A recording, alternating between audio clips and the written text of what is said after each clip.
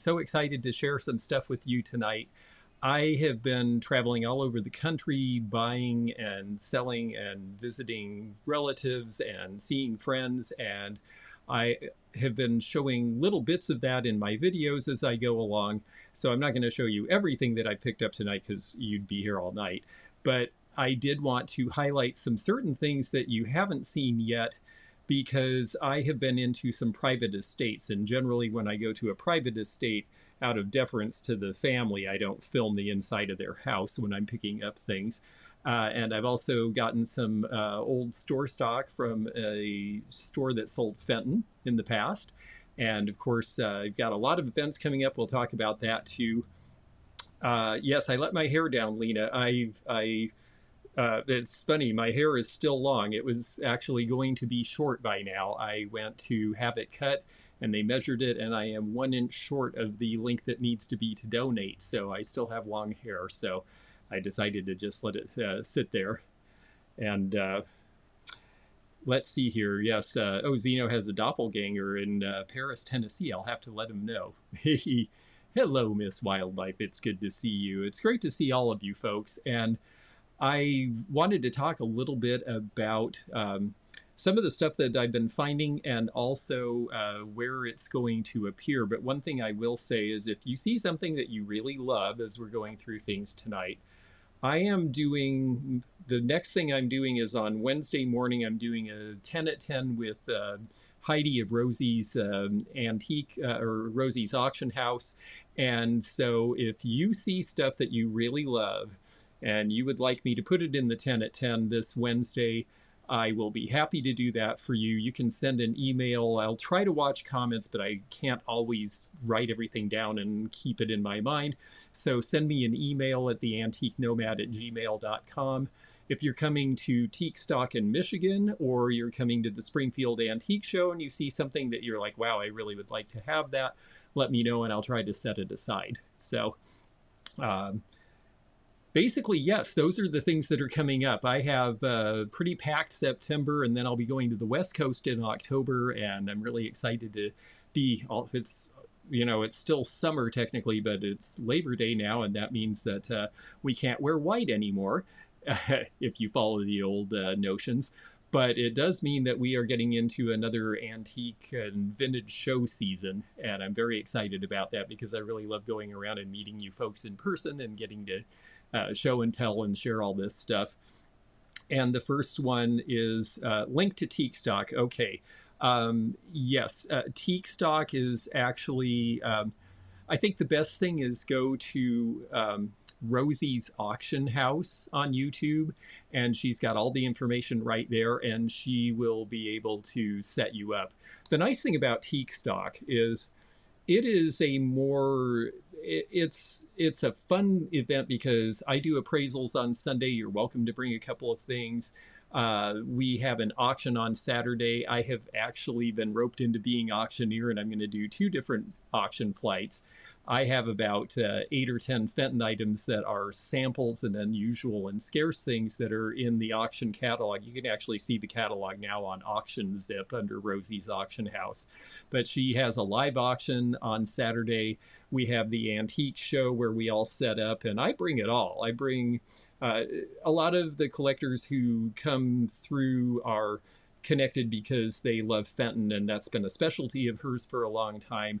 But there's all sorts of other glass. I'm bringing Chalet glass, I'm bringing mid-century, I'm bringing lots of non-glass things. Basically everything I would bring to a regular show is coming with me there.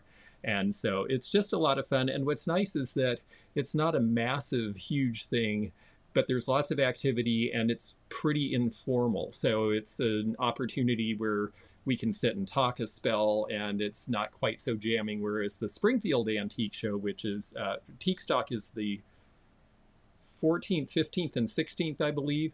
And the following weekend is the Springfield Antique Show in Ohio, and that's a great show, but there's 2,000 dealers and it's mobbed.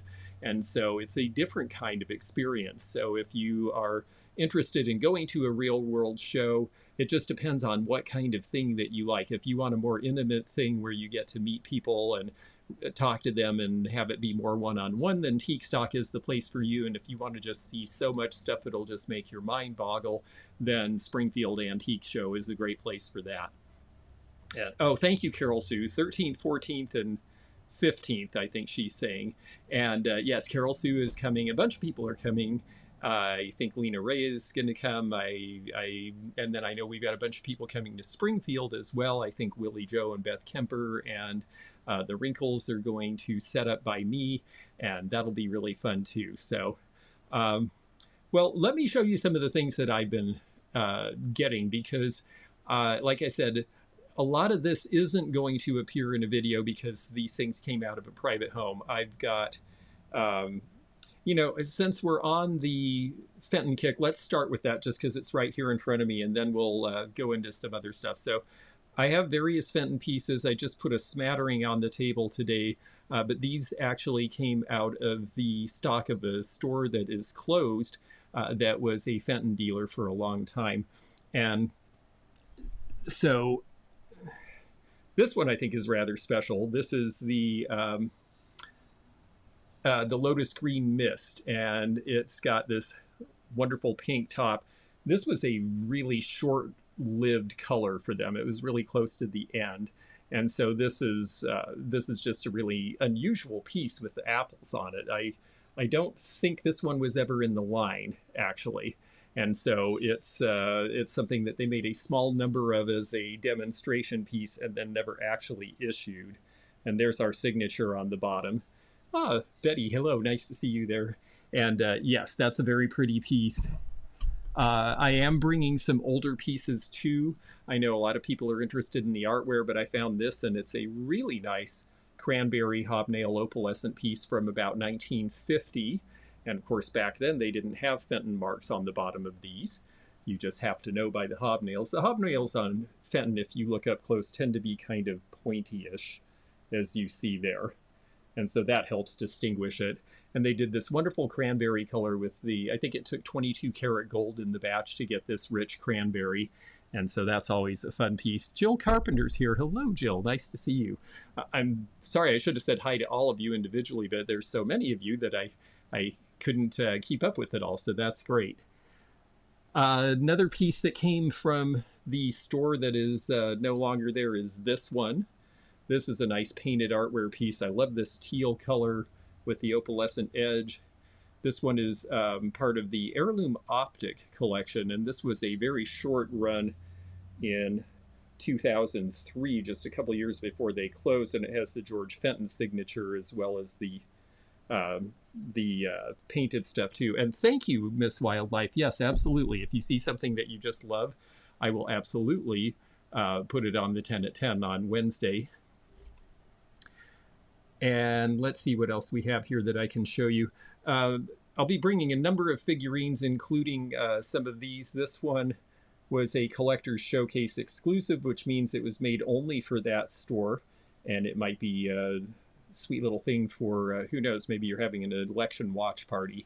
And there is that one. The exclusive for collector's showcase is pretty exclusive because they only had 2 stores. They were both in the Northwest, and if you didn't get to the Northwest, you've probably never seen these. They were the largest independent Fenton makers in the, or Fenton dealers in the country. And this one, this is a Father's Day line, and this was also never in the line. This particular cat was also never in the line in this color. You see this seated cat, but this blue, this very deep blue with the milk glass sort of mixed in there, is another never in line piece. So there you get an idea of the swirl behind that. And then of course I will have a lot of things like the sweet little birds and stuff here. We will have a number of wonderful things like that. And gosh, I might as well. Okay, Zeno showed me how to do this, so it's going to go dark for a minute. Don't be worried. At least I think it is. There we go. Okay. So now, the funny thing is in the dark, can I find the switch to this thing? There we go. Okay. This shoe has a lovely glow, and this was another never in the line piece with this particular painting and this design on it. And then we have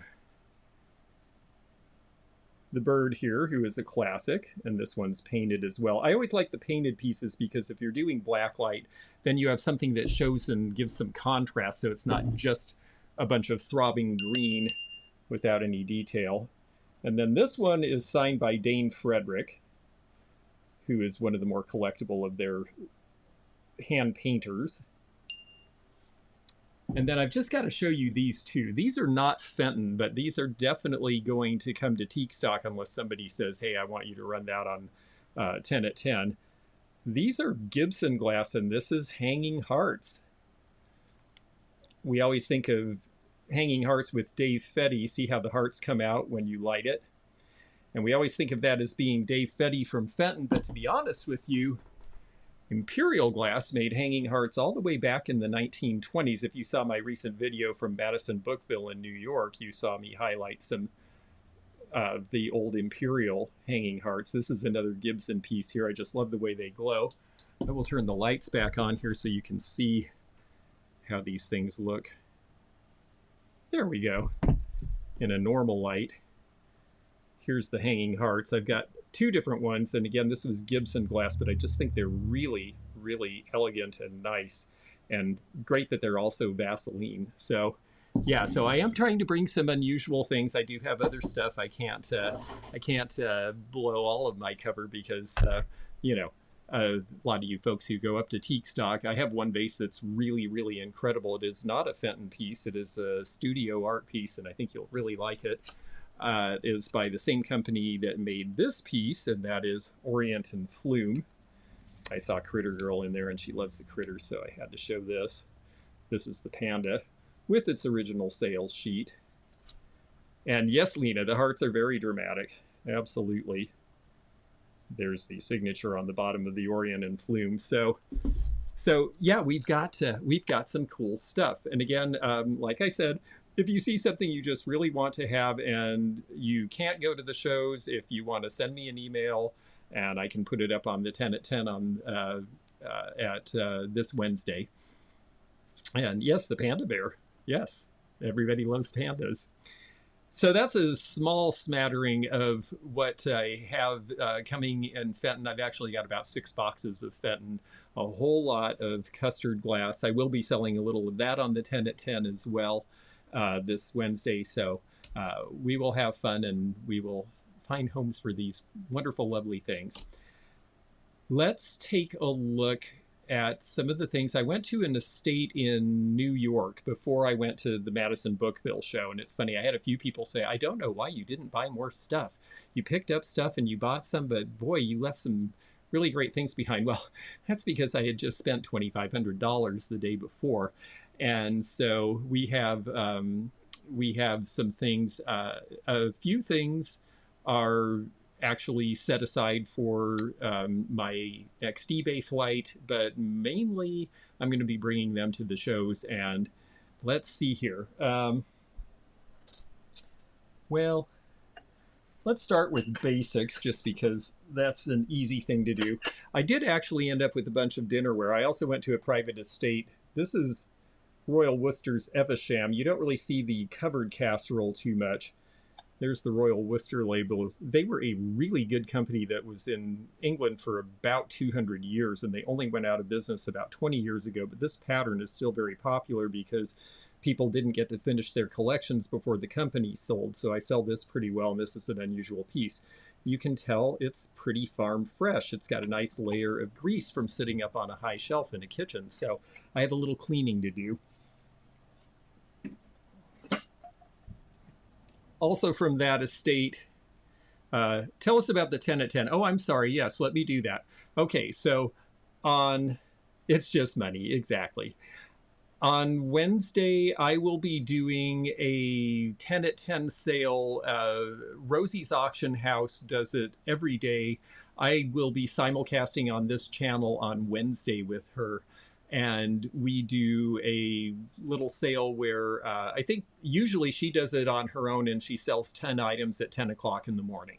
And I think what we're going to do this time is that I'm going to bring 5 lots where it's a choice between 2 items. So I'll have 10 items, she'll have 10 items, and we'll round robin it, and we'll talk about some of the things coming up at Antique Stock, because she's the organizer, so she's going to know some things that I don't, and be able to talk a little bit more about timing of things. And then we will sell some things too. So if you would like us to, if there's anything that I'm showing that you say, ooh, I'd like a chance to buy that, please, and I can't go to the show, well, send me an email at theantiquenomad@gmail.com, and I will try to put it in the 10 at 10. And that's Eastern time. Thank you, Willie Joe, for letting us know that. Okay, so this piece I thought was very pretty. It's Limoges. Now, it's not ancient Limoges, and I know a lot of people have shied away from porcelain. I'm going to show you a few things tonight that I think might surprise you. I'm starting to buy into some of these old categories where people say, oh, you can't sell that anymore. Because when I go online and I look at live sales and I look at eBay and I look at what people are selling, I think, actually, I am seeing customers for those things. They're not paying what they paid 30 years ago. And I think a lot of us resellers get hung up on, oh, that used to sell for this, and now it only sells for this, so that means nobody wants it. No, that's not what that means. What that means is that a long time ago, a whole lot of people wanted it. A whole lot of people got theirs. Now a new generation is interested, but they're new and they don't have as much money. They're just starting out. They're just starting to collect. They don't know to pay huge prices for these things, but they are actively buying them. So I actually have been picking up some porcelain lately. This is not a wall pocket. I wish it was. It's very cute. This is just a shell-shaped dish with a nice transfer pattern on there. And there is our little Limoges mark on the back of that. Let's see. This is another thing I'm starting to pick up again. My friend in New York is a Torquay pottery collector, and she has some amazing things that I've never seen in Torquay pottery in my life. Most of what I've seen has been this sort of thing, which is the motto ware. This one is the Chanticleer, which is a particularly good pattern.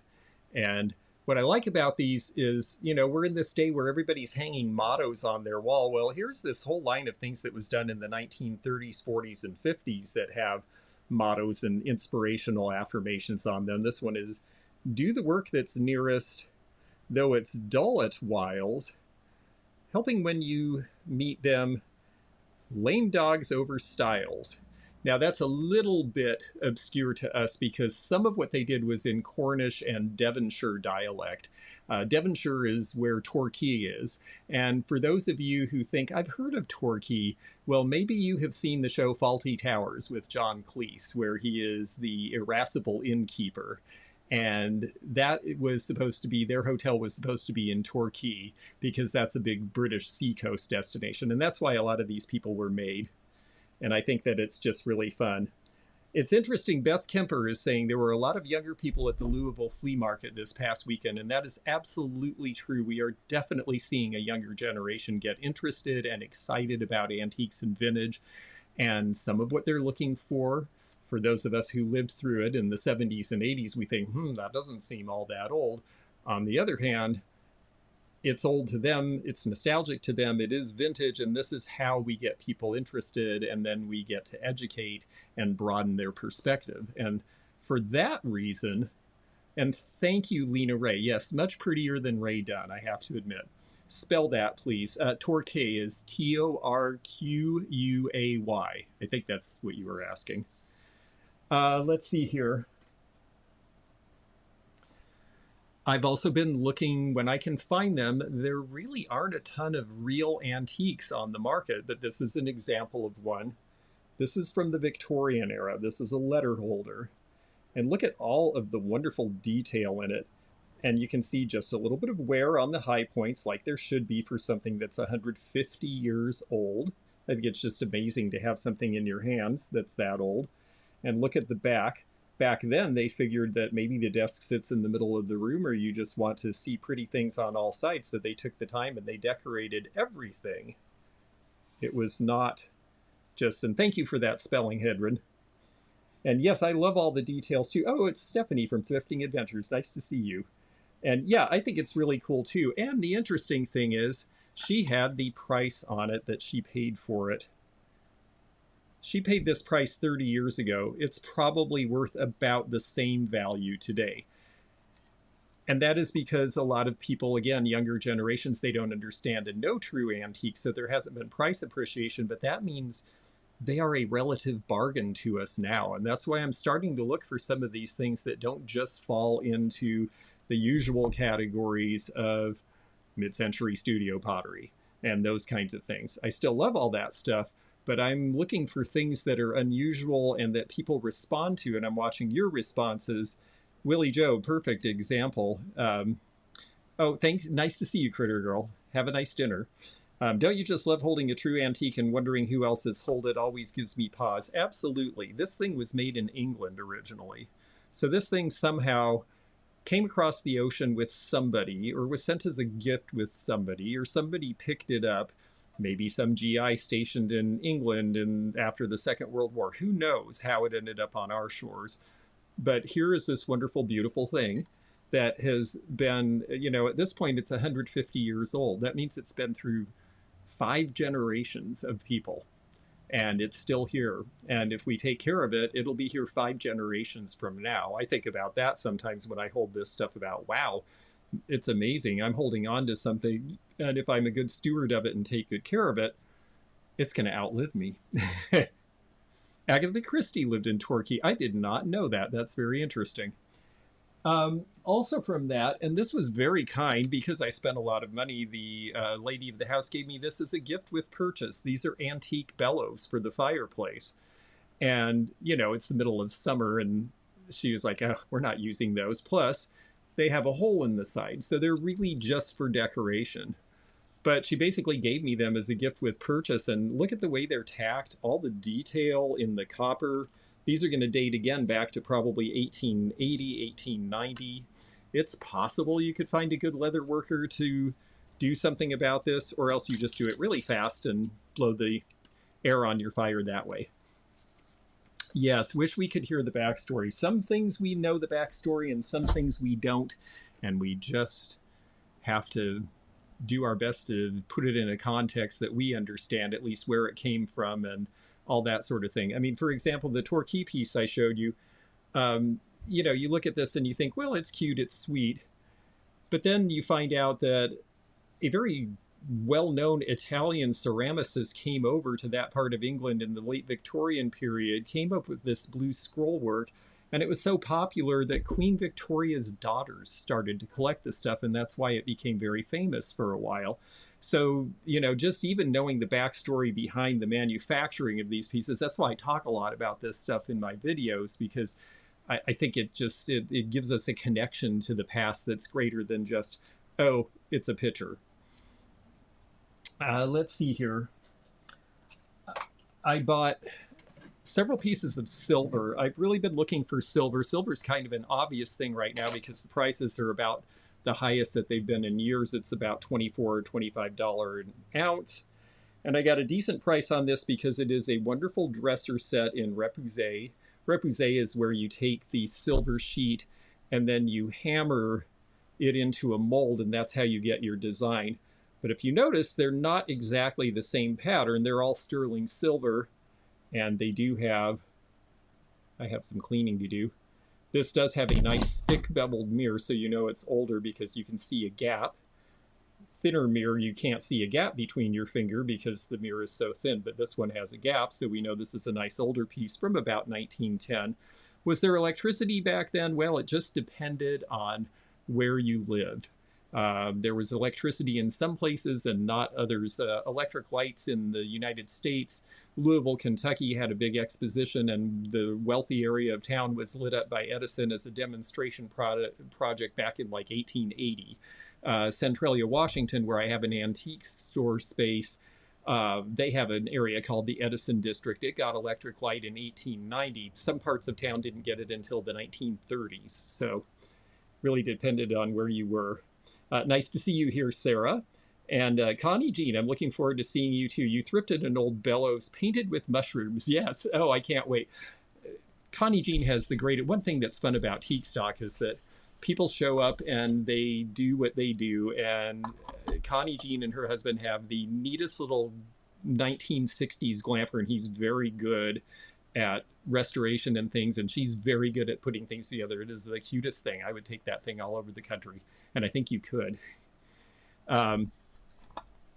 Anyhow, yes, I wish they made stuff like this too. The closest I've seen is from the 80s when the Godinger Silver Plate Company would do these. The problem with those is that they tend to smudge really easily, and it's a very thin layer of silver plate, so they don't look good after a while. So, you know, these are from about 1900, 1910, and silver, again, is pretty pricey right now. So I think this set probably will sell for around $125. Another thing, it was very kind of her to allow me to purchase some of the silver pieces. This nice little bell here, it looks almost like George Jensen or Georg Jensen from Denmark, which is very high up in the MCM collectability. This one is a different maker, but that was cute. And then there's this wonderful set of cordials, and it is on a tray, where the tray is a big silver rim too. And individually, you know, these might be an ounce a piece. So you start adding this up, and there's an intrinsic value to this beyond just the nice design that makes it really desirable. And so that's why I am looking for silver Virtu. Virtu are little silver pieces of any sort, like match safes and holders and things like that. Little pieces of silver, in other words. And I have just been looking for any of it that I can find because it's beautiful. People used to be afraid of tarnish. I'll tell you a secret. If you use the stuff, it doesn't tarnish. I use silver flatware, and if I use it every day, it does not turn black. When you leave it out in the air and you don't use it and no one touches it, that's when it turns black. So I had a friend who polished up her grandmother's silver plate and was very proud of it, and then sat it on top of the refrigerator, and 3 months later it was as black as could be, and she was very upset. And I said, you need to start making tea. Speaking of match safes, since Peter Sy is here. Hello, good to see you. I was with our mutual friend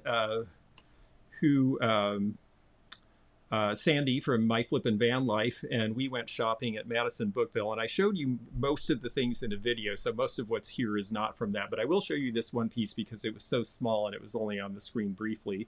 This is a match safe.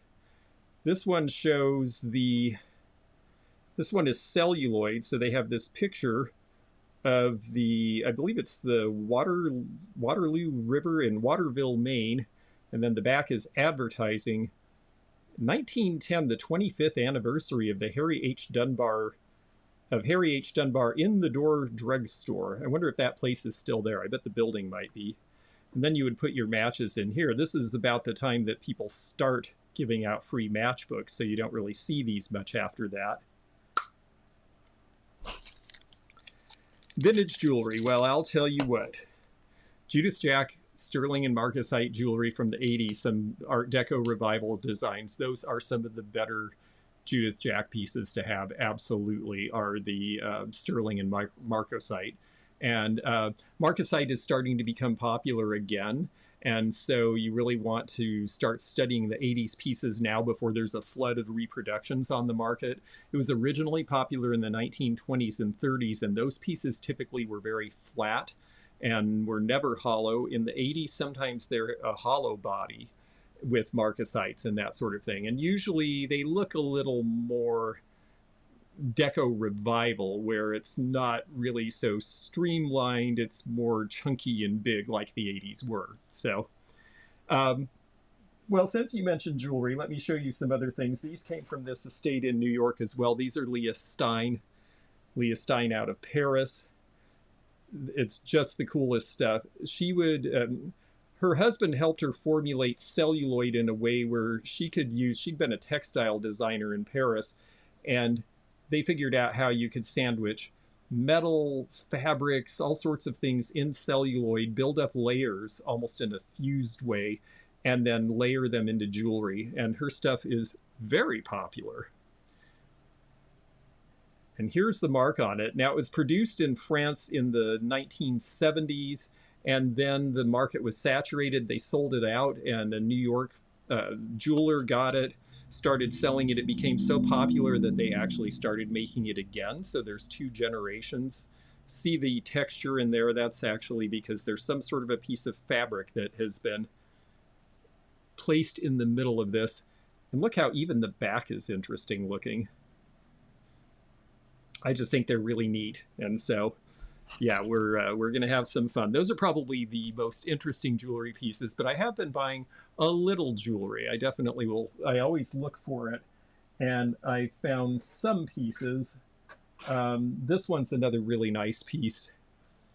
It has a newer chain, but this is Czechoslovakian from the 1920s, if I can get it to sit there.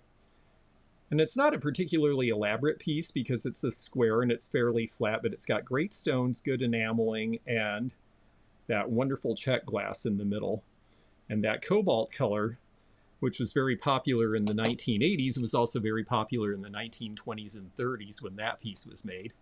And so I just love Czech jewelry. It's actually my personal favorite style of jewelry. There's just something about all the different design and everything. And, you know, it was not expensive when it was new. Czechoslovakia was actually the place you went to get cheap stuff back then. Also have a couple of 1960s, 1970s vintage enamel pins. I keep looking for these. I'm trying to be particular about condition, no chips, and also design. I thought the butterfly was really cool. I was with Sandy from My Flippin' Van Life when we bought several pieces actually from a spot in Madison, Bookville. And she convinced me to get this one, which I actually think is very pretty. I need to find a chain for it. It's a nice shell, but that is a sterling surround. And it was only $5. So you've got a little bit of sterling silver. Now this has been pressed in a way to make it look similar to marcasite, but those are not actually marcasites. That's just sterling with the design in it. Ah, yes, Thrifting Adventures. I agree. I love the bright colors too. This one is a nice micro mosaic from Italy. I always pick these up anytime I can. I always am careful about condition. You notice one of the pieces here is bent. I will very carefully take a pair of tweezers and very gently push on it and open that up so that it is uniform, because it does disturb the appearance of the piece to have it bent. But I figured that was a pretty easy repair. The hard part is when you're missing stones in these, and I say stones, but they're actually little pieces of glass, because trying to find the right piece and the right size. It's amazing to me that, and it was mainly women in Italy, sat around and glued in all these little pieces of glass as fast as they could because they got paid by the piece. It's pretty amazing. Tiny, tiny pieces of glass, absolutely. And yeah, that pendant with pearl earrings would be good. I agree with you. Will you warm the metal or anything before bending? You know, that's not the worst idea, and you don't have to heat it up a lot. Maybe like with a hair dryer, but I'm always a little bit concerned too, because this gold on here may just be a plating, so I don't want to put a lot of heat on it. So I'll probably try it gently without heating, and then if it doesn't seem to be moving, then we'll try to heat it just a little bit to make that change. Yes, I like the sapphire look of that too, Lena. Let's see here. A couple of other things.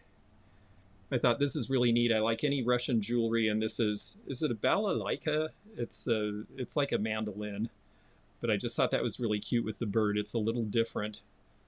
I like, how can I get this to show for you? There we go. I like things that are shapes, and the bird was just fun. It's just, I just thought that really had a pop to it. And that's inexpensive jewelry that has a neat look that people always like, and it always seems to sell. And then lockets are very popular too. And this little locket pin is going to date sometime probably from the 1950s or maybe 60s with those colors. but it could even be as old as the 30s with that design, because they didn't really change much. And this one is ready to be occupied by someone else's picture. I always open these up when I look at them, because sometimes you'll find pictures in them, and if they're really old, like Civil War, sometimes you'll find somebody's soldier or some other photograph where the little tiny photograph is actually worth more than the piece of jewelry. And yes, my hair is very long now. I was telling everybody at the beginning that I went to have it cut to do the donation to, I'm donating it for cancer patients, and they measured it, and unbelievably it is 1 inch too short still. So I have a feeling it'll be maybe this winter that I'll be doing the donation. My hair grows pretty fast, but only so much. Now this is a really pretty necklace. Speaking of pearls, this has sort of a natural pearl look. I should have brought a jewelry card. There we go. And these stones, they sort of look like fluoride to me, but somebody else identified them as something else, and I wrote it down and should have shared that with you. Please do bring the bird pin to the 10 at 10. Okay, you've got it. And I actually did see that in the comments, but if if I'm missing anybody saying, hey, bring something to the 10 at 10, please send me an email at theantiquenomad@gmail.com. And let's see. And then I did get a couple of pieces that are, we'll just call you Willie Nelson until then. Yes, that's right. I can do On the Road Again. This is a nice little Victorian piece. It's just seed pearls. It's probably, typically these Victorian pins are a low carat gold, like 9 carat or 10 or 12, but it definitely is gold.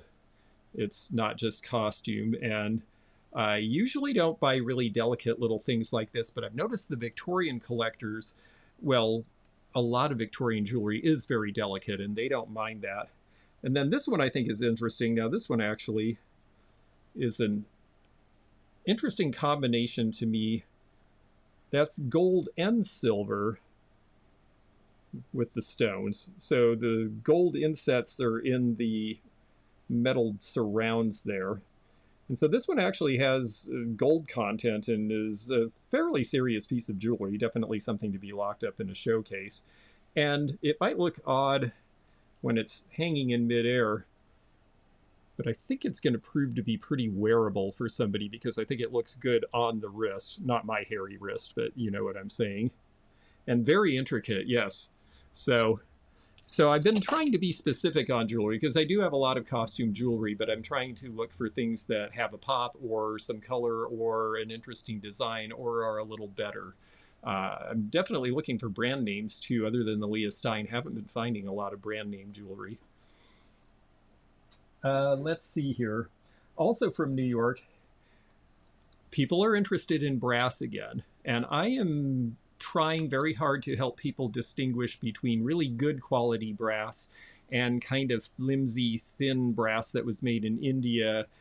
Now, don't get me wrong, a lot of what was made in India is actually really nice, and some of it's really substantial and solid and good too, but I'm trying to help people distinguish between kind of, you know, flimsy, quickly etched, not really well decorated, and brass that's really more well designed. And I thought this was really well designed. This is actually late Victorian. It's a little gargoyle head, and then you open it up and he is missing, oh, that's interesting, there's money in here. I did not know that when I got it. He was likely to have been an inkwell, probably with some sort of a glass liner, but I just thought he had the greatest little face, and obviously someone was using him as a trinket dish. Now you see some scraping underneath the bottom where they used a non-gold solder when they made it originally. And wow, I just got 2 pennies back on that deal, so there we go. But I just really, you know, the thickness, the weight, the design. Yeah, Korean brass can be very good. Exactly right. I actually am really impressed with a lot of things made in Korea, even things made in the 1980s in Korea. It seems like they definitely, you know, the Japanese after the Second World War really had to rebuild, and the early stuff is usually pretty low quality. When Korea developed and they started making factories. Well, it was a later time in history, and so the modern stuff from Korea is actually pretty well made right off the bat. I was thinking incense. It would be a good incense piece, actually. And then there's a bunch of these, and I have more, but I'll just hold up a few just to show you. These are American made. These are Barclay McClelland. And you can see the mark on the back here. Oh, wait, I said, oh, this one is actually Virginia Metal Crafters. Sorry about that. They made nice stuff, too. They made a lot of stuff that was sold at Colonial Williamsburg. And just look at the detail in that. It's nice and heavy. It's got all the veins. You know, there's the sculpting that made the mold that they poured into was of good quality, and that really makes a difference. And then the company that I thought I was showing you, that's so funny. These are all Virginia Metal Crafters after I said Barclay McClelland, so I may not have the Barclay McClelland piece. But again, you can see all of the delicacy and the ribbing. When you hold them, they're very heavy.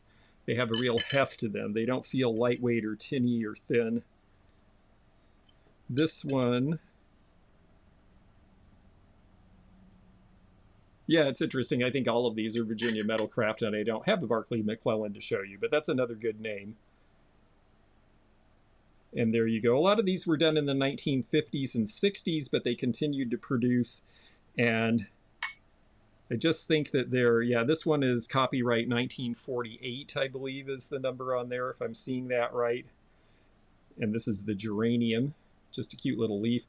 So I just am looking for this sort of stuff. And I just think, again, the quality is really nice. And that's what I'm looking for in brass, because I feel like I'm going into these malls with a lot of younger dealers, and I'm seeing huge displays of brass. And I'll look and I'll see 10 really good pieces, and I'll see 20 pretty nice pieces, and I'll see 50 really kind of not really great pieces. And I think that now that people are getting interested, it's a good time for us all to bone up a little bit on what the good stuff is. Let's see. Also from the New York estate, I did, and I'll be bringing these, I did get a few studio art glass bottles.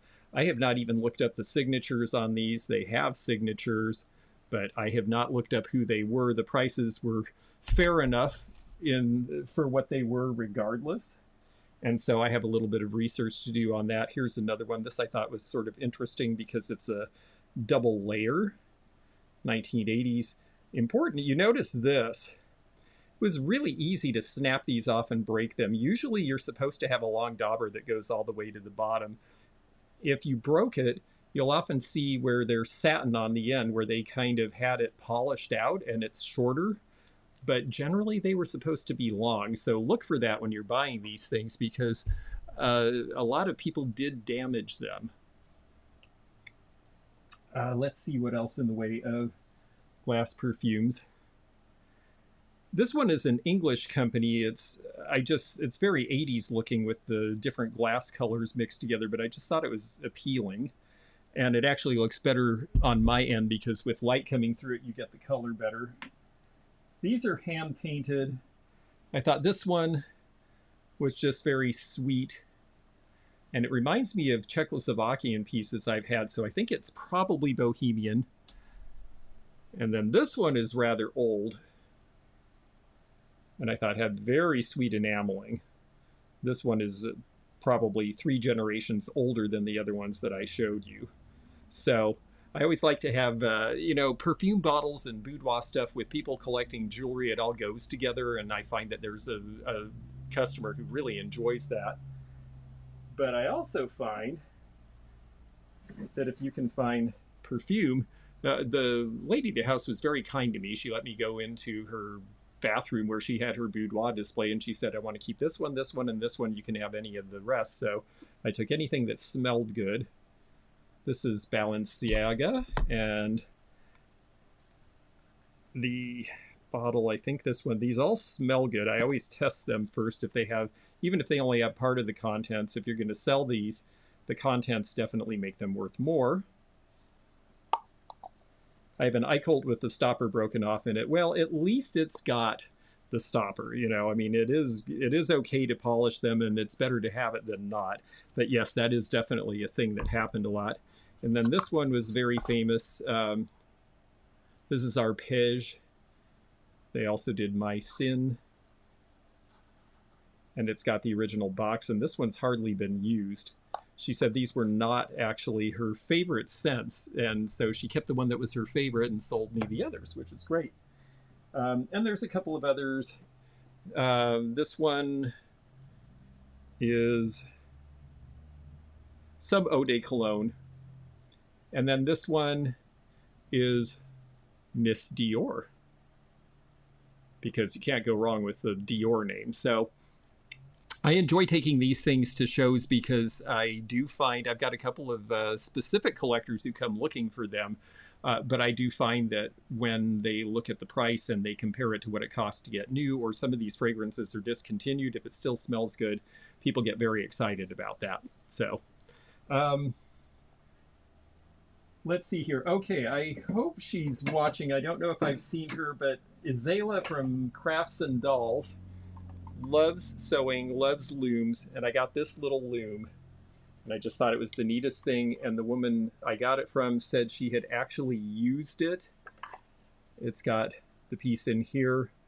It would be obviously to make very small items, and it's just neat with that repeating decoration on it. It looks like something that was probably made by hand or in a very small quantity, and I'm always looking for things that are just different and something that maybe you wouldn't expect to be in my booth or that you wouldn't see at a show. You know, when you've got 20 spaces full of glass and pottery, as much as I love glass and pottery, it's nice to break it up with a few things that catch someone else's eye or introduces people to new things they might not have considered. What about no-name perfumes in little bottles? Do they sell? The little bottles usually will sell just for being the little bottles if they're cute. And generally the prices are low. If they're like a tester size, they might be, you know, $6 to $10, unless it's a really good fragrance. I had an Airmaid that sold for $20, but it was a tube this big. But yes, they'll sell just because people like to put them out as a decoration. This also came from the New York estate. I just thought this was so fun. This is Japanese 1930s lusterware. Japanese lusterware, like everything, you see a whole lot with sailboats. You see a whole lot where the detail isn't great. But then sometimes you find some that are really, really well detailed. I've noticed that, and I don't know who this company was, and I think someone out there does know, and maybe they'll let us know. But this mark on 1930s Japanese ware, oh, well, there you can actually read the brand. This actually, oh, it just says hand-painted in Japan. I'm not sure who the chrysanthemum mark was, but I always thought that their stuff always seems to be better quality, so I thought that was fun. And someone is saying they want to see something behind me here, so yes. The Whale and the Bird. This also came from the New York estate, and it's a bunch of coup rock. And I just thought this one was really fun because it's just so weird. A very happy whale with a gigantic bird, considering the size of a whale. But this is coup rock from Monterey. They would do these layers. This is wood, and the wood is on top, which is why you have to be careful with these, because a lot of people, they were sold as barware, and they were a premium product when they were new. But the idea was you were going to use it, and then it would go out of style, and you wouldn't care that you had water rings and alcohol stains and things on it. So you have to be careful, because a lot of these have been ruined. And it's a great fish. I got a whole stack, actually. I usually try to make sure they don't have scratches or dullness. This one's a little dull, but it is the Roadrunner. And they often have this on the back. Handcrafted for lasting quality in Monterey, California. And then they talk a little bit about how to clean them with a soft cloth so that you wouldn't scratch them. This one has the Southwestern pottery piece on it. Oh, your grandmother had that. How cool. And yes, his eyes are just great. Another Southwestern piece. The Southwestern pieces tend to do really well, and because I carry a lot of basketry and things, I like that to go with. This one is the Jackrabbit. Ah, you've got the rectangular Roadrunner. Yes, exactly. And that's yeah. They made a bunch of different designs of the patterns. You know, you could get it on the little dish or the big tray, depending on where you were shopping. We had Bremerton, Washington was a Navy town and very middle class and not a lot of highfalutin people there, but we had one department store in town that carried the upper end of stuff, and they carried Kurok in the 70s. So I figured it must have been a better quality thing at the time. Oh, you have the Roadrunner tray with the matching whiskey glasses. Now, I have never seen the whiskey glasses. That's interesting. And I agree. I do love the Southwestern pieces too. Behind me here, I got a menorah. We're a little ways from Hanukkah, but I don't actually run into a lot of Judaica, and it always does well for me. So I have that to put aside for the season. And then behind me here, you can see it's full of dishes, and I'm going to leave them in there. I got a whole set of Royal Albert Old Country roses, and then I ended up with a bunch of New Martinsville Ruby Red that matches them. And they looked great together. Most of them I got into a display at my antique mall here in Kentucky over the weekend. Royal Albert Old Country Roses is one of those patterns where, yeah, some china does still sell, and that's one of them. But this is a very disco trash can, and it was made by the same company in Louisville, Kentucky that makes the disco balls. So it's out of the 70s with all the mirrors. The amazing thing is I said, oh, you've had that since it was new? And she said, no, I actually got it at the Goodwill bins. And I said, are you kidding? I don't know how that thing survived being dropped in a bin with all of those glass pieces, but it is perfect. And so I will actually can bring to Teak Stock. Yes, I will bring to Teak Stock, absolutely. And yes, I thought it was fun too. I want to do, not really, I wasn't a great dancer, but it definitely, you know, it's very snazzy. I could see hanging on to that. A couple other fun things real quickly, and then we'll go on to another estate because I've got a few more things to show you. This piece is actually surprisingly hard to find. I have one of these that went up on eBay that's a different month. This is a series, and this one is Sagittarius. It is the Zodiac, and this is by Carl Romanelli, who did these for Metlock's Pottery, and he was such a well thought of designer for them. It says design patent applied for. Poppy Trail does not hold, or did not hold, the design patent. He held the design patent because that was part of the deal. He was like, if I'm making good designs, I want the patents on them. And he got them because he was the 7th generation son of an Italian sculptor family. They are so famous that there is a museum in Florence dedicated to his family. And he came over and worked for Metlock's in the 1930s and 40s. And these are really, hey, Jason. Interesting, Betty, that you mentioned that. It looks a lot like Francoma because of the variegated glaze, but it is not Francoma. Poppy Trail actually was part of Metlock's of California, and Poppy Trail was their brand name. And this one is Sagittarius. And yes, I just do think it's a fine piece. The sculpting's really good. Francoma would have done this as a one glazing. Metlock's didn't know how to use the chemical that Francoma had that made it possible to get this variation in one glaze, so they actually had to do a brown glaze and then do a green glaze over it. So it was a little more, and you can kind of see that on the inside rim, and so that was actually a little more difficult for them to make than the Francoma pieces. But it definitely looks like Francoma. Usually these are solid colors. The last one I saw sold for over $200. I did not pay $200 for it, but someone apparently was willing to, and I think they are that hard to find. I've been doing this for, gosh, a few decades, like 3, and I have never seen that piece before. I will be bringing some silhouettes, 2 of the neater ones I have. This one is just fun because it's advertising something called Cloth of Gold, a sumptuous feast for the senses, and I just love her dancing.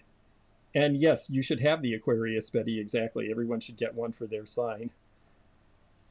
I just think this gal is just really fun. And this was from Lizelle Perfume. So this is an advertising piece. So as silhouettes go, this is actually a more unusual and more desirable piece because it was not actually made to sell. This was made as a store display.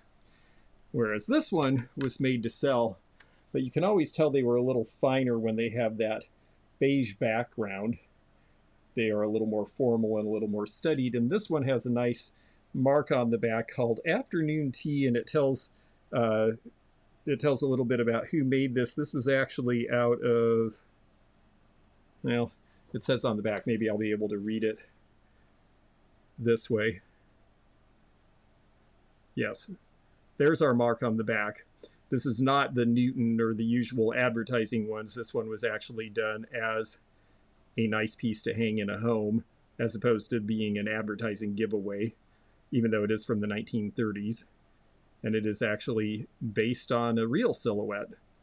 So it's cool to see your setup through the mirror. Yeah, that's true. I guess you can see everything about it. Yeah, there's the computer. There's all the stuff. Yes. Fortunately, it's kind of in order this time. Speaking of the disco era, I got a couple of these, and they're really cool. If you find the magnetic ones, they're worth even more. This is probably $65 or $75 now. They're these little ball lights that have this little thing, and they usually were used on the floor to cast light up. And no, you don't have to shut up, Jason. I love seeing comments. It's great. I'm glad that you folks are enjoying this. All right, now I think, oh, one more silly thing, because it came out of that estate, which seems so unlikely, but they'd been in the music business, and they had somehow been given a set of Michael Jackson trading cards from the 1980s. I have to say, I find this one particularly disturbing, the one that's on the top, but it's the whole set of them here. And of course, anything Michael Jackson, now that he's no longer with us, is definitely collectible. So I said, sure. Didn't look like anything else in the house. But again, part of what I like is to find things that don't look like anything else in the house. Okay, so the next thing I want to show you, this came, well, I'll tell you what. We'll have a little fun with crystal, and then I'll show you these pieces, because oddly enough, they came from the same estate. So the estate where I got the Old Country Roses is literally one block from where I am in Kentucky. Gentleman and his wife are moving out to their farm, and they are selling the house in town. Her family in the Cincinnati area apparently had money back in the 1920s and then lost it in the Depression. But the one thing they kept, because in the Depression nobody had the money for this, was their cut crystal. I know that for a long time this is another one of these things that we have ignored because, oh, nobody wants clear glass except for the people who do. Nobody wants crystal anymore except for the people who do. So I took on their collection, which had about 50 pieces in it. And I thought, boy, I'm really going out on a limb here. I took it into my mall space in Kentucky. I put about 15 or 20 of the pieces out. And as I was doing it, unfortunately, I didn't have mine out in time because they probably would have bought some of mine too. I watched 3 different people roll up to the counter with little shopping carts full of 8 or 10 pieces of crystal. Some of it was that crystal from the 80s from Germany with the bird with the ruby flash. Some of it was 1970s vintage. A little of it was old like this. And I thought, yeah, maybe there is a customer. I'm hearing 30-year-olds starting to register for crystal patterns again. They're not as concerned about the lead because they use it and then they pour it out. They're not storing things in it, so they're not worried about lead leaching into their stuff, and they think it's pretty. And it is a nice way to break up a lot of colored pieces by having something that reflects and refracts the light of the colored pieces around it. So I decided to give this a try, and I do really think that cut glass, honestly, when I got in the business, which has been 35 years now, I was there right when cut glass stopped really being collectible.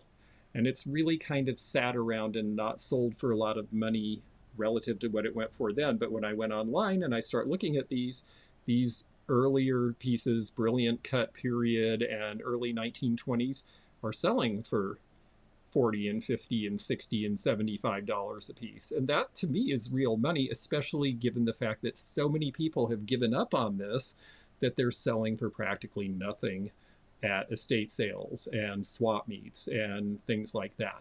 And so, you know, I'm going back to some of these old standards and giving them a chance, because I feel like there is a customer there that we may have been ignoring for a long time.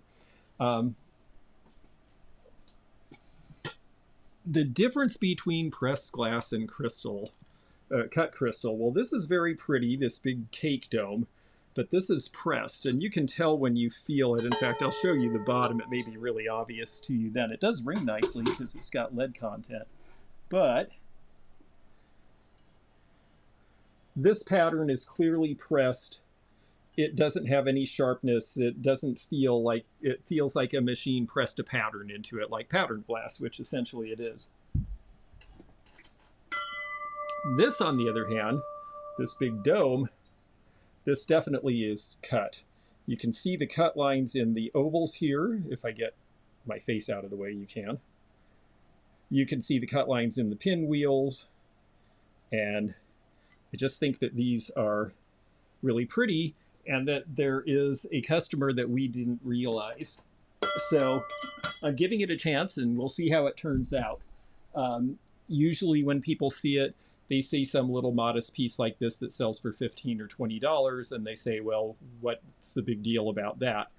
But when you get into some of the bigger pieces or things with a more ornate pattern, when you get back to Brilliant period, this one I think is early 1900s, but there are a few pieces in this collection where you touch them and they felt like they were going to cut you, because they would actually hand cut them with diamond tip instruments, and they were that sharp.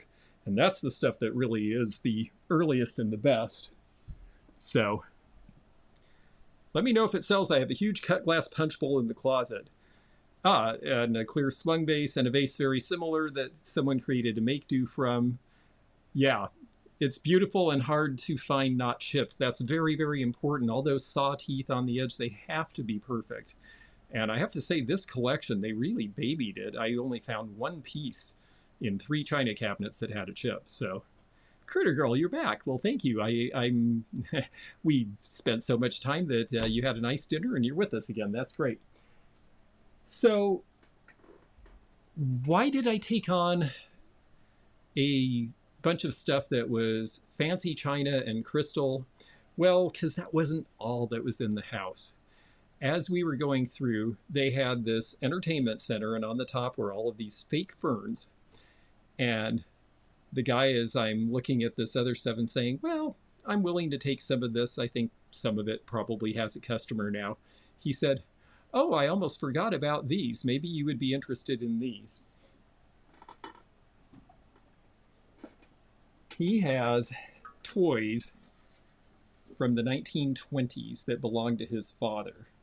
These are really, really good. I was blown away when he pulled back this fake greenery, and underneath, covered in a layer of dust, is this Marion steam shovel.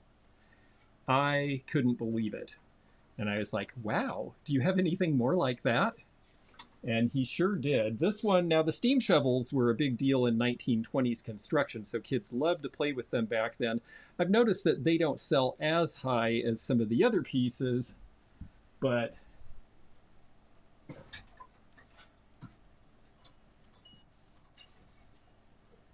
what does sell really high is this guy. This is the Buddy L tank truck. And this one, it's got a little bit of wear. It's been played with.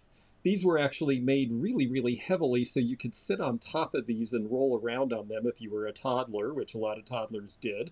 So it's had a little bit of life, but it's really in pretty good shape overall, considering that these are on the verge of being true antique at this point. These would have been made about 1925, and 100 years is the cutoff for antique, so we are right there. It's got the spigot. Ah, Miss Wildlife, yes, she works for an auction company, and she said that they've sold very well at auction. I'll have to look at your auction records when I go to price this. And yes, Betty, it is big, and these are really amazing and really fun to be able to bring. I haven't had anything like this in years. They're not really something... You'll see them sell time to time online, and I always figure that someone like me has gotten into a collection, because usually when people have these, they hold on to them for a really long time. This guy has carried these around, well, his family's had them since they were new, and he's had these in his house for 50 years. And this is the first time they've seen the light of day. And I've got a couple more to show you.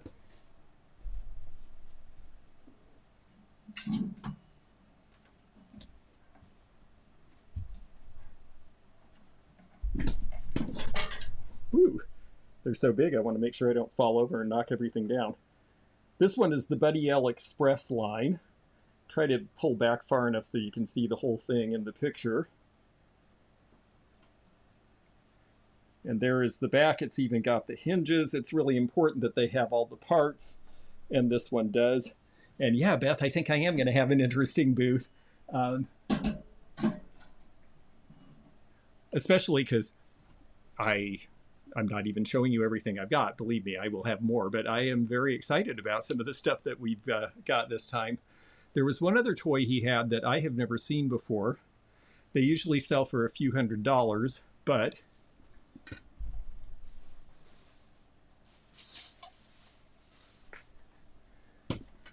this was by Kokomo Stamped Metal in Indiana, and these are from the 1920s. They look like Barney Oldfield's race car, and they're as big as the children, yes. And there is the piece. The reason it has this funny bumper is this clipped to a track, an electric track, and went around in a circle around the track. Well, of course, nobody sees these with the track. They sell for about $200, $225. Well then,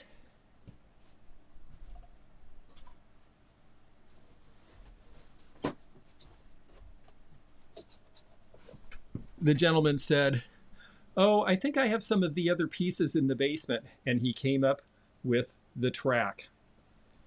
And he came up with the controller, which he said, "Well, I haven't played with it for 50 years, but it worked then."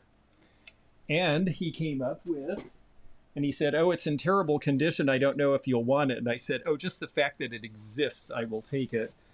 The original box. And yes, it's in terrible condition, but it's got all the graphics. And it says it was $10. $10 was a lot of money in the 1920s to spend on a kid's toy. And so the fact that this has everything, I haven't seen one that had everything. And yes, it's in played with condition, but I imagine that might be a $300 or $350 item with all of those other pieces. So really gonna... Oh, favors the card from that era that started with a D. I think you're thinking of a Duesenberg. And yeah, it does have sort of a Duesenberg look. Wyandotte Toy Circus Truck sold for $285, yes. Yeah, it's funny that it worked then, and I mean, he hasn't played with it in 50 years. There is a possibility that it still works. I am not going to test it, because there's also a possibility that you could get zapped really good. And I've had that happen before, so I will sell it the way it is and let someone else decide if they want to try to hook it up and run it. But when is Leroy going to have to pull a trailer? Oh, poor old Leroy.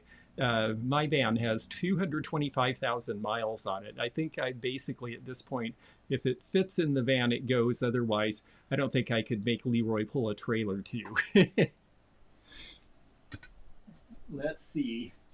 All right, that brings us down to, oh, real quickly, just for fun, I went to an estate in Illinois and got some viral video content. Yeah, that's true, actually. Yeah, if my long hair went zoop in 20 different directions, I imagine that I might get millions of hits. Who knows? That might be my breakthrough.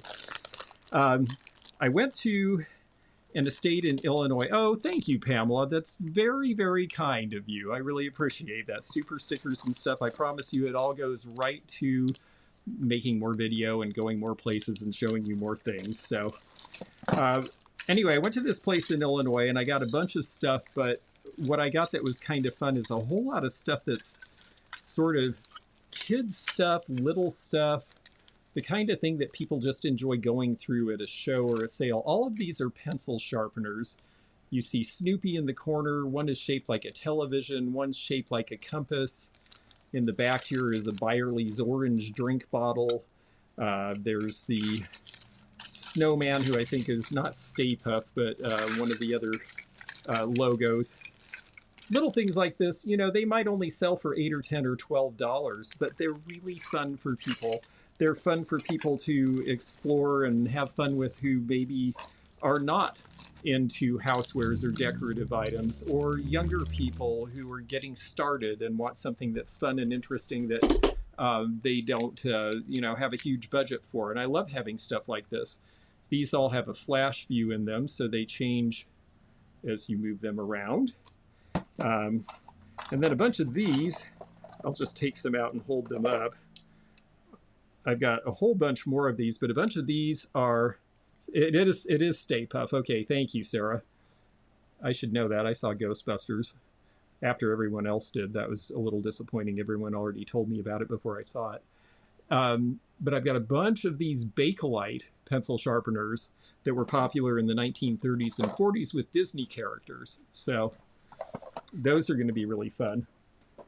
And yes, thank you so much for the super sticker. That was very, very kind of you. And yes, I have to be nice to Leroy. He's going in for an oil change tomorrow, and we're going to have them check him over. This one is actually more of an adult one, but this is where you could change it so you get different points. And this would have been for an artist from the 1940s. So that's just a fun thing. I like to, you know, I like to have variety, and I like to have fun stuff. It doesn't all have to be, you know, $500 and $700 toys. There's lots of other things that are fun for people too. Teak Stock is not far from Battle Creek, Michigan, so I picked this up.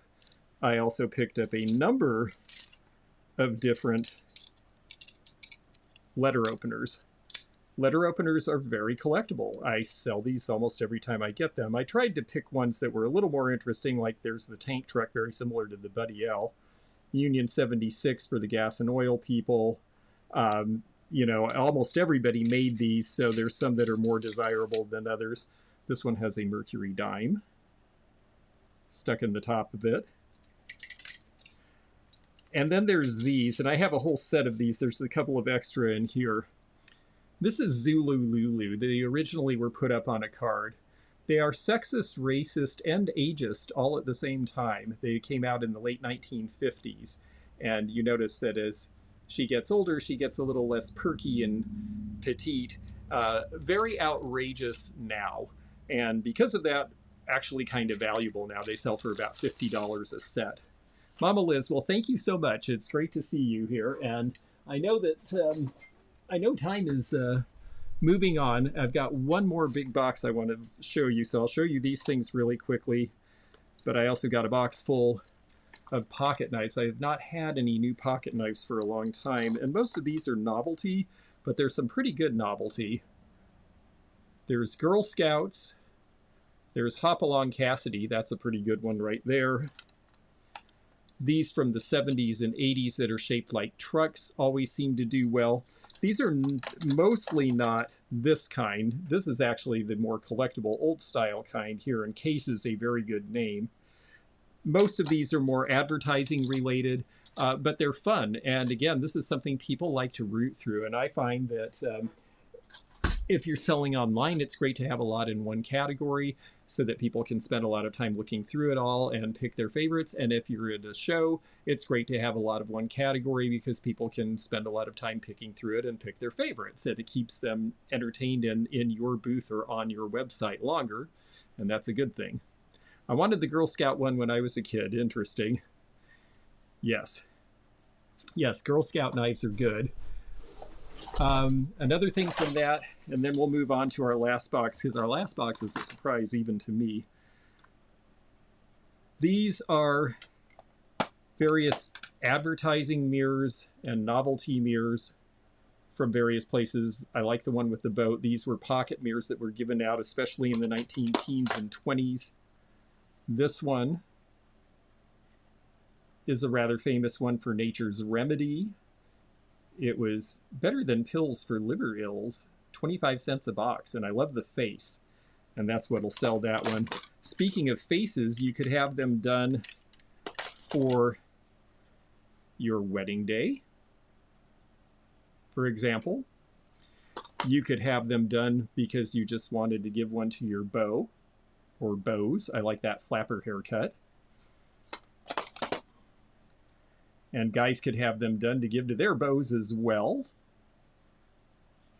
Oh yes, you got the tiny toy kaleidoscope. I love that thing, and it takes very little room. And when the beaux got together, well, then you could have one done with your baby on it.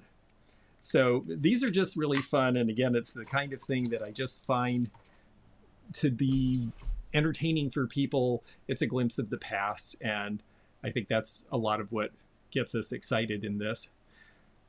Okay, so the last estate, and I know we've been on a little while now, and it's getting late back east, but I'm going to go through one more box with you, because this box, I haven't seen the contents either.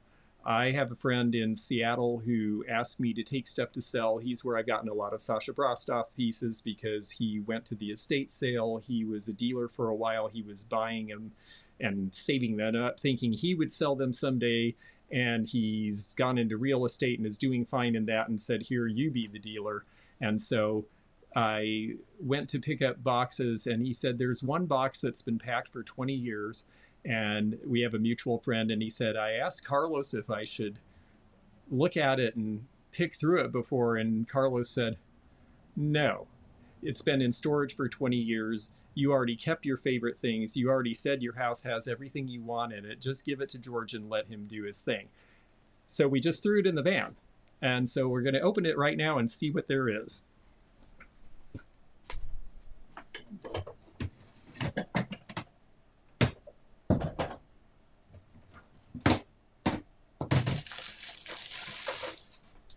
It's large and a little out of the way, so I'll have to bring things one at a time. So the first thing I see on top, and you can tell this is farm fresh because look at all the dust, is a Pee Wee Herman doll. That's not what I was expecting at all. I wonder if he still talks. At least he's got the pants on. That's the important part. But these actually sell for about $50 or $60 now. A lot of 80s kids, they remember Pee Wee. Oh, good. A bunch of this is wrapped in plastic bags where it won't make a ton of noise, so I'll just open these up in front of you here. This was laying on top. This is enamelware. This, and it could be anything, Jason. I really don't know. I actually had I have nightmares of you pull out something horrible in front of everybody and then are embarrassed, but I know this guy pretty well. I don't think he would put horrible things in. This one doesn't seem to have a name on it, but I'll bet it's a Sasha Brostoff. It's certainly a California enameled lighter anyway, which is a good thing. Let's see what we have in here. Oh yeah, here's some more enamelware. Okay. Okay, this one's got the Sasha Brostoff mark on it. I hope so. Yes, Beth, you have a great sense of humor. Yes, well, if anything untoward comes out of here, I'll send you pictures, but I'm not going to open it up. Solid American walnut, too. The enamelware was done by Sasha after the ceramics factory was gone, so these all date to about 1970, so that's kind of a neat thing. And the thing is I've actually, this is more what I was expecting to see in here. Oh, here's one of the Starsteed mugs. That's nice. Always like the horse. There's a couple of trays in here, and it looks like, oh, okay. This one is rooftops for obvious reasons. And oh, interesting. This was made for Bill Thompson. Apparently, Bill Thompson commissioned this because it has his name on it, too. Sasha's hidden love letters, yes. There were apparently, my friend went to the estate sale, and apparently they did find a few things. Sasha Brostoff was rather flamboyant, and they did find some interesting stuff in his estate that did not see the light of day, apparently. Another version. I always like these colors. That's fun. Let's see what else is here. Oh, this one with the dancer. This is a great pattern. Boy, so far these are pretty good pieces. I'm excited to have these. Let's see what else there is.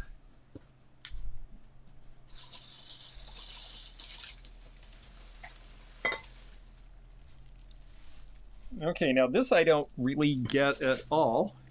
It's cute. It's a bar. It's Plush Creations Incorporated. Never heard of them. I don't know if there's some Platte River Trading. I don't know if there's some significance to this. I don't know. If anybody out there knows plushes, it's not really an area I'm very well versed in, at least not this era, because this looks like something probably 1980s or 90s. But we'll put him back there with Pee-wee. How much do Starsteed items go for? Usually those trays that size would go for maybe $30 would be 35 perhaps. Now something this size and shape is going to be more because this is an unusual shape, and this one is probably, gosh, over a foot long. So this might be a $65 or $75 piece potentially in the right place. Plush Creations are high-end quality online. Oh, very good. Thank you. Well, that's great. I appreciate you doing some of my research for me. I'll look into that. Let's see what else we can grab easily here. I think those are more same. All right. Oh, some other mugs, but this one I'll show you because this one's a little different design.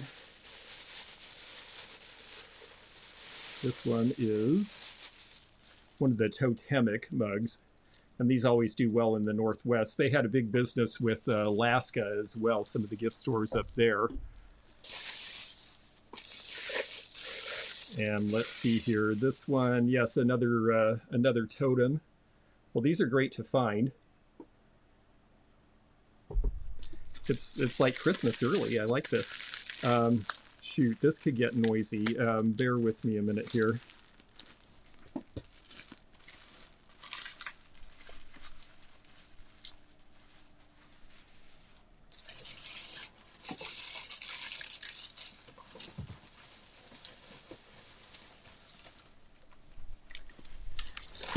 That one was taped so strongly. I don't have a pair of scissors, so that one I think we may pass on for now because I want to spare you the... There's something about these microphones. It's like a cell phone where crinkling and unwrapping is somehow explicitly really unpleasant to listen to. So I'll try to spare you as much as I can. Oh, upside down.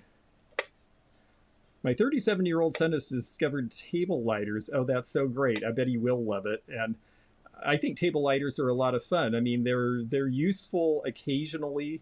If you have a fireplace or that sort of thing, you don't have to be a smoker to need one, and they look good and they can just sit there the rest of the time. So this is a full ceramic box with the grapes on it.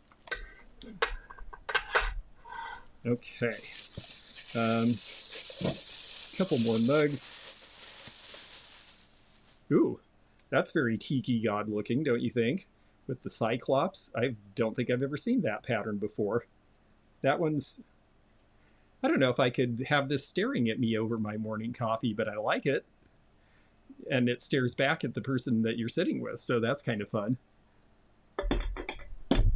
I love it too, Jason, I have to admit. Makes me want to drink coffee. Okay, this one is more of a vase. Again, a lot of these are these interesting faces, and this is actually really good timing because there is more interest again now in tiki bars and this sort of thing. And so, yeah, you're right, Miss Wildlife. A lot of those would do well at Landers. And yes, Susan, I only have one eye open too because I don't actually drink coffee.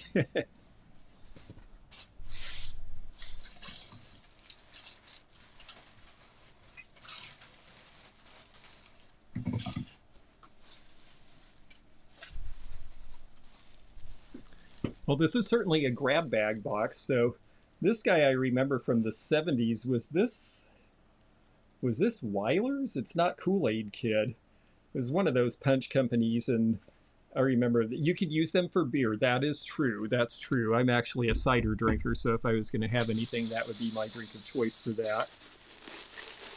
Goopy Grape. Thank you, Beth. I was reaching back into my childhood and I couldn't get it. Yes, that was Goofy Grape. Ooh, boy, the hair. And it was Weiler's. Okay, very good. These are these big things. I always thought that it was strange that it's a pipe shape, but it's not a humidor with a lid. But I do believe it was supposed to be for that storage. Oh, and this one looks like it has a break. Darn. Like I said, this is just coming out, and it's whatever it is. And that one, oh, but what it has in it that's useful and interesting is this little tag. And that shows Sasha Brastoff when he was very young in the early 50s starting to do this stuff. And there's the Mer Baby, one of his most famous designs. Sculptor, dancer, set and costume designer, and ceramic artist. He certainly was all of those things. His aim is to bring fine art into the American home. Well, that is pretty cool. That was worth finding, even if the piece itself is not in good shape. I recently saw a Sasha B. Gold Rooster marked mushroom shape base. Okay, the Gold Rooster is the second factory. There were two factories. The first one burned down in 52, I think, and then the second one operated for another 10 years. Mushroom shaped with painted flowers, 38. I guess it would depend on the size. The mushroom shape is good. Painted flowers is kind of a typical design, and so it would really depend on the size. That might be close to the right price, or it might be that that was a bargain, but I'd have to see. Yeah, that is a keeper, Sylvia. I agree. I think I'm gonna. I have made a habit of keeping little paper tags like that off of various things because they give us information for the future. I even show some of the paper tags on Treasure Craft in my book because of that exact thing. Let's see what else here real quickly.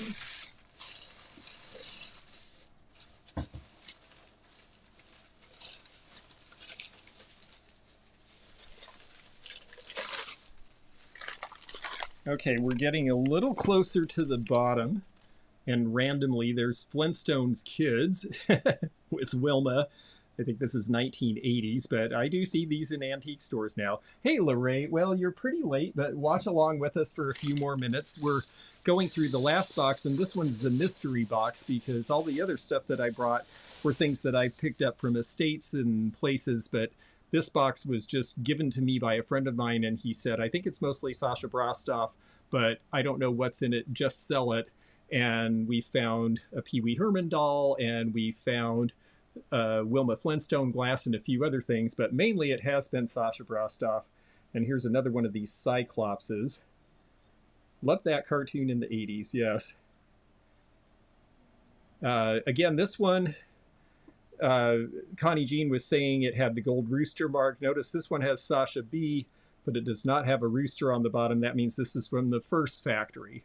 If it has a full signature that says Sasha Brastoff and does not have the rooster mark, they are immediately considerably more valuable because if it's full signature, it means he personally made the piece. Whereas a lot of this, he would create the original design and then he had people working in the factory who would make the pieces. Are they matching? I don't think so. Let me find that other one. Oh, they're very similar, actually. I guess they do pretty much match, other than this one has a blue background and this one's on white. It was 7 or 8 inches. That would have been a pretty fair price for a collector. I don't think it's a reseller price, but I think if you wanted it for you, it was a good deal. And let's see what else we can show you quickly.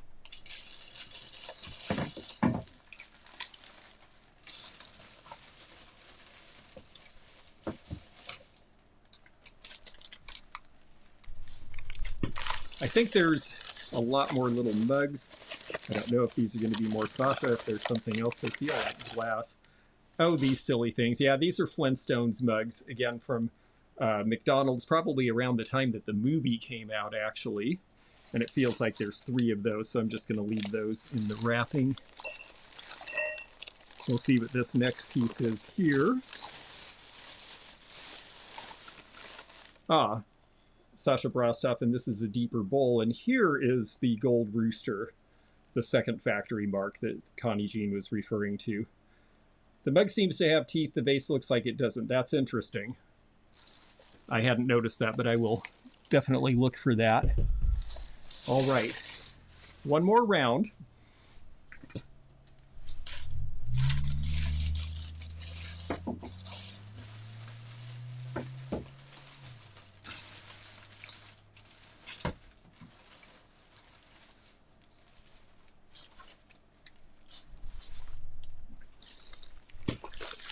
And I think what we've got is one more Flintstones glass, it feels like.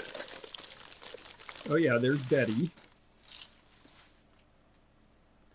And then this last piece here, and I apologize, this is going to make a little noise, but it doesn't look like it's too terribly wrapped up. I really should have thought to bring scissors out here. I generally have them at the ready, but I am not in the shipping room. I'm in the studio room. There we go. Okay. Here we are. Now we're down to just plastic wrap. And that has tape, so we can get that. Oh, and this has tape on it. Oh, interesting. Not what I expected at all. This is Hull China. And it is a very unusual combination with the copper tone top on the black body in the matte glaze, which you almost never see. And because it is black, you will not see a mark on the bottom either. But that's a really interesting streamlined deco piece and a really great color, actually. So, well, there you go. I love it too. Well, that was really fun. I enjoyed getting to be surprised along with you. So, I'll just, it is elegant, I agree. I could see that in a very tasteful setting somewhere. So, like I say, if there is something you saw that you really love, if you're able to join us for the 10 at 10, I know I put one piece aside that somebody mentioned in the comments, but send me an email at theantiquenomad@gmail.com. I'll be happy to put a few things into the sale that I'm doing with Rosie. If you saw something and you're coming to either Teak Stock or the Springfield Antique Show, let me know if you love it and I can put it aside. And other than that, appraisal fairs, I've got a bunch. I'll be doing appraisals for free at Teak Stock, so if you get there, it's no fee. I will be doing appraisals on Tuesday, I believe it's Tuesday the 17th. I will be doing an appraisal fair in Port Huron, Michigan. It's sponsored by I think it's Everything Collectible Antique Mall. It's the only antique mall in town. They're sponsoring it. It's actually going to be held in a hall a few blocks away. It'll be from 2 to 7 p.m. So if you're in that area and you have to work, there'll still be time. And then the following day, I'm doing the same hours in Dayton, Ohio at the Dayton Women's Club. And I will be doing an appraisal fair there as well. And then the following weekend, I'll be in Springfield for the show. So that's going to be a jam-packed 10-day period. But lots of opportunities to get together. And I would love to see any and all of you who are able to get there. And then for our West Coast folks, I will be coming out to do the Custer's Antique Show, the fall show in October in Spokane, and the Portland Rose City Vintage Market, the fall show in Portland, Oregon, and those are the second and third weekends of October, respectively. So, do I have any appraisal events scheduled in St. Pete this year? I don't have any scheduled yet, but I usually do an appraisal fair at the Jewel Antique Mall, and that typically is done in February. Oh, wait, no, I lie. I actually do have something. Is that in St. Pete? I have something scheduled in February, and it was just scheduled, so I'll make sure I put things in the community tab. Just so you folks know, I'm getting better at it. If you want to keep up with events and things I'm doing, I'm trying to make sure I put notices in the community tab on the regular main channel. So go to the Antique Nomad, and where it says community, if you hit that, you'll see posts of various things that are happening in my world. And oh, Marie, you'll be at Portland too. I'm so glad. That's great. I want You want the pencil sharpeners? I will bring those to Springfield for you. Absolutely. Oh, are you going to come to Springfield, Peter? I would so like to meet you. That would be great. That sounds terrific. I don't know how I do everything I do either. Believe it or not, I actually am trying to slow down a little bit. It doesn't look like it, does it? But I am getting somewhere with that. And I figure if I like to do a couple of shows in an area and then take some time off and do other things and do online stuff and get to communicate with you all this way, which is what I'm doing now, and then do a couple more shows and then take some time off because I love the real world stuff, but I have come to really, really so appreciate this online community, and I just have a great time with all you folks, and thank you very much. Thank you also for watching tonight. And if you have any questions, go ahead in the comments here. I'm going to go ahead and wrap up now, but I will press a nice little button that will give us an outro, and that lasts for, I think, about almost 4 minutes. And so I'll be able to answer any questions you have in the comments. And yeah, we'll talk about private appraisal. Absolutely. That sounds great. So, well, thank you all so much, and have a wonderful rest of your Labor Day. And I hope that for those of you who have to go back to actually laboring tomorrow, that you have a nice short week.